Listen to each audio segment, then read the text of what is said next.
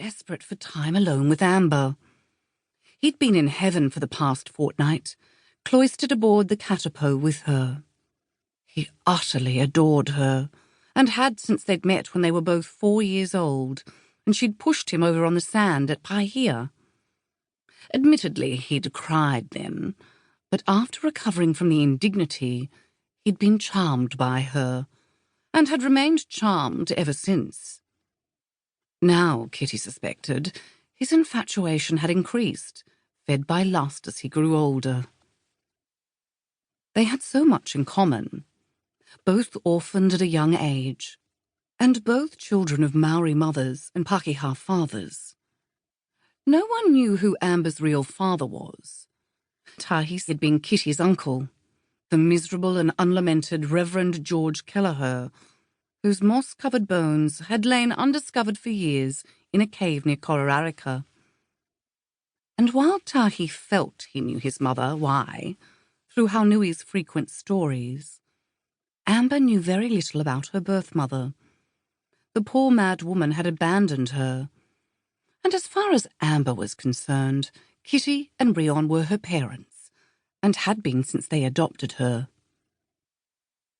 Kitty knew from years of personal experience that 2 weeks with someone on a schooner was hardly time spent alone, so the prospect of an afternoon in Sydney with Amber would be, for Tahi, extremely inviting. "Haunui, perhaps you better go as well," Rian suggested.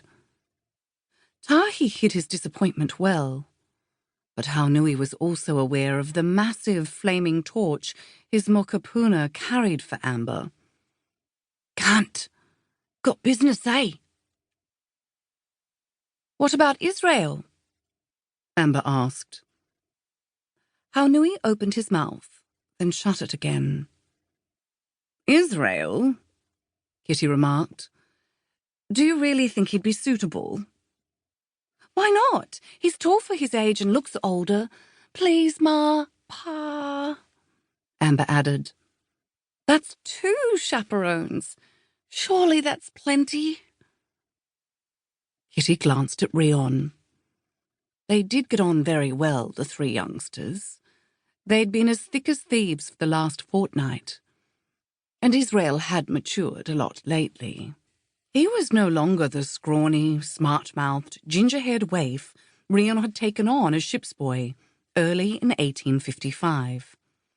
He'd shot up in height, was filling out, had learnt some manners, and it seemed that hard work had knocked a fair bit of the cheek out of him.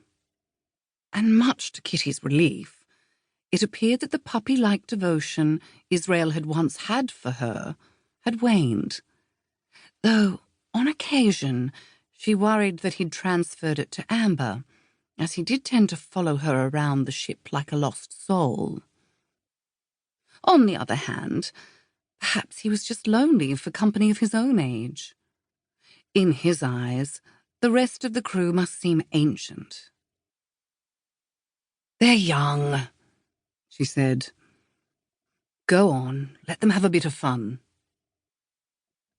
Rian stared at her for a moment, sighed, then bellowed at a deafening level, "Israel!